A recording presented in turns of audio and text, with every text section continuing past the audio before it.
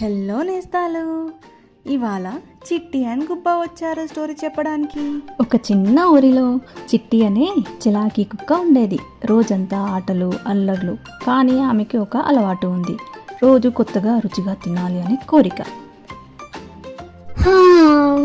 మధ్యలో మళ్ళీ ఆకలిస్తుంది. ఇవాళ ఏమైనా స్పెషల్గా వెతుక్కోవాలి. ఏదైనా దొరికితే బాగుండు. సరే, అలా చెరువు దగ్గరికి వెళ్ళి వెతుకుదాం. మన చిట్టి చెరువు దగ్గరికి వెళ్ళింది కదా. అప్పుడు నీళ్ళలో నుంచి పెద్ద చేప దూకేసింది. బయటకు వచ్చి అడ్డంగా పడిపోయింది. చిట్టి ఆ చేపను చూసి సర్ప్రైజ్ అయిపోయింది.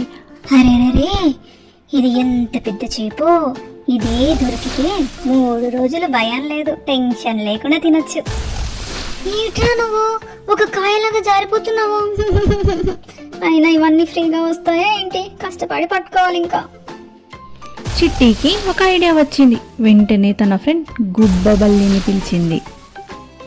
అరే గుబ్బా, అరే ఒక చిన్న హెల్ప్ చేయవారా? నువ్వు పిలిస్తే అంతేరా, ఏదో రుచికరమైన చిక్కునే తెస్తావు. సరే ఏంటో చెప్పు. చిట్టి గుబ్బకి ఇలా చెప్తుంది. అక్కడ చెరువు దగ్గర ఒక పెద్ద చేప దొరికిందిరా, కానీ మాయలాగా జారిపోతుంది. ఇద్దరు కలిసి ఒక ప్లాన్ వేస్తారు. చిట్టి కొంచెం మిరపకాయలు నీళ్ళలో వేసింది. ఆ చేప వాటిని తిన్నదో లేదో. పాపం